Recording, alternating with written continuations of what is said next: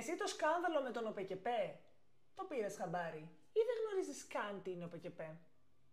Πάμε να δούμε. Μετά τη λήξη του Δεύτερου Παγκοσμίου Πολέμου, οι χώρες της Δυτικής Ευρώπης, οι οποίες είχαν πληγεί ανεπανόρθωτα από τις θηριωδίες των Ναζί και οι οποίες φυσικά δεν διαθέτουν το δικό μας μεσογειακό κλίμα, είχαν τρομερές ελλείψεις σε τρόφιμα και γεωργικά προϊόντα. Για να αντιμετωπιστούν οι ελλείψεις αυτές, η τότε νεοσύστατη ΕΟΚ, σήμερα Ευρωπαϊκή Ένωση, καθιέρωσε το 1962 την ΚΑΠ. Κοινή Αγροτική Πολιτική. Βάσει την ΚΑΠ, όλα τα κράτη-μέλη της Ευρωπαϊκής Ένωσης οφείλουν να χαράζουν ενιαία πολιτική στην αγροτική τους παραγωγή, ώστε να αυξηθεί η ανταγωνιστικότητα της Ευρωπαϊκής Ένωσης και να εξασφαλιστεί και η πληρότητα στα αγροτικά και κτηνοτροφικά προϊόντα.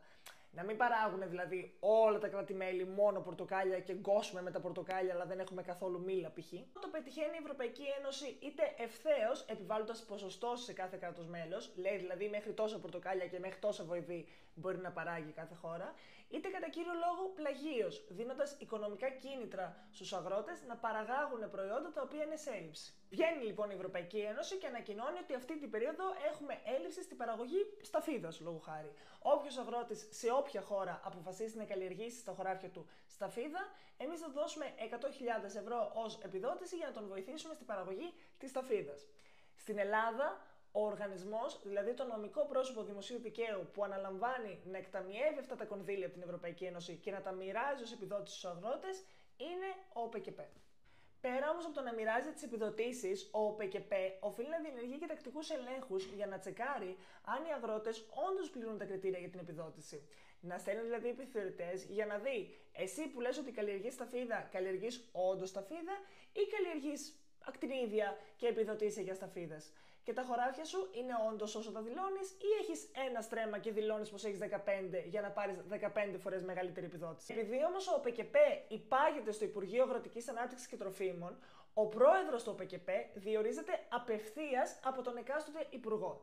Στα τελευταία 6 χρόνια της κυβέρνησης Μητσοτάκη έχουν αλλάξει 5 Υπουργοί Αγροτικής Ανάπτυξης και 6 πρόεδροι του ΟΠΕΚΕΠΕ. Που σημαίνει ότι κάθε φορά που άλλαζε ένας υπουργός, έβαζε και το δικό του πρόεδρο το Ο υπουργός όμως, για να ξαναεκλεγεί στις επόμενες εκλογές, χρειάζεται ψήφους. Οπότε τι κάνουνε? Δίνουν εντολή στο διορισμένο από αυτούς πρόεδρο του ΟΠΕΚΕΠΕ να εγκρίνει κάποια κονδύλια και να μην διενεργήσει κανέναν έλεγχο σε συγκεκριμένους αγρότες. Οι οποίοι μετά, για αντάλλαγμα στα εκατομμύρια ευρώ που θα έχουν λάβει, χρειάζεται κάτι πάρα πολύ απλό να κάνουν. Να πάρουν ένα χαρτί που θα γράφει το όνομα του υπουργού, να βάλουν έναν μικρό σταυρό δίπλα, να το διπλώσουν και να πάνε να το πετάξουν σε ένα plexiglass. Fair enough. Για να έχετε απλά μία τάξη μεγέθους στο κεφάλι σας, ο προηγούμενος Υπουργός Αγροτικής Ανάπτυξης, πριν από το τωρινό που έχουμε, το διάστημα 2023-2024, ήταν ο Ελευθέρης Αβγιανάκης. Κάποια στιγμή θα κάνουμε αναλυτικό βίντεο σε αυτό το προφίλ για το συγκεκριμένο πρόσωπο, γιατί έχει ζουμί γενικά. Αυτός λοιπόν, εκτός από υπουργός, είναι και βουλευτής του νομού Ηρακλείου της Κρήτης. Το διάστημα λοιπόν που ήταν υπουργός, οι κτηνοτρόφοι και οι γεωργοί που έλαβαν επιδότηση από τον ΟΠΕΚΕΠΕ ήταν σε ποσοστό 80% από την Κρήτη.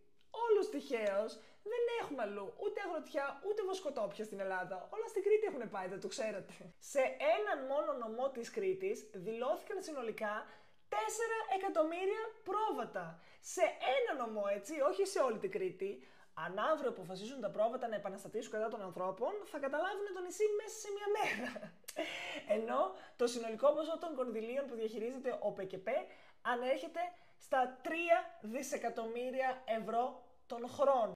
Αυτό γενικότερα είναι μια πρακτική που συμβαίνει εδώ και δεκαετίες στην Ελλάδα, από όλες τις κυβερνήσεις που έχουν περάσει διαχρονικά.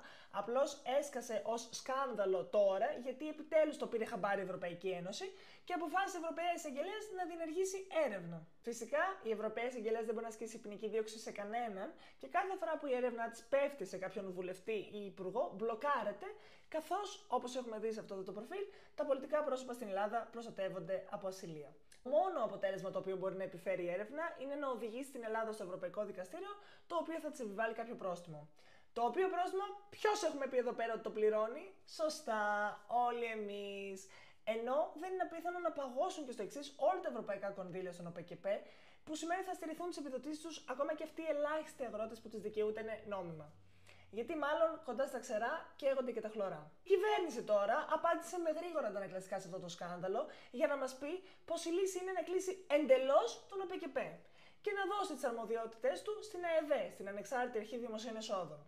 Λες και ο ΕΠΚΠ επί 25 χρόνια λειτουργούσε αυτόνομα, δεν διέθετε πολιτικό προϊστάμενο, ή λες και δεν γνωρίζουμε πόσο πραγματικά ανεξάρτητες είναι οι ανεξάρτητες αρχές στην Ελλάδα.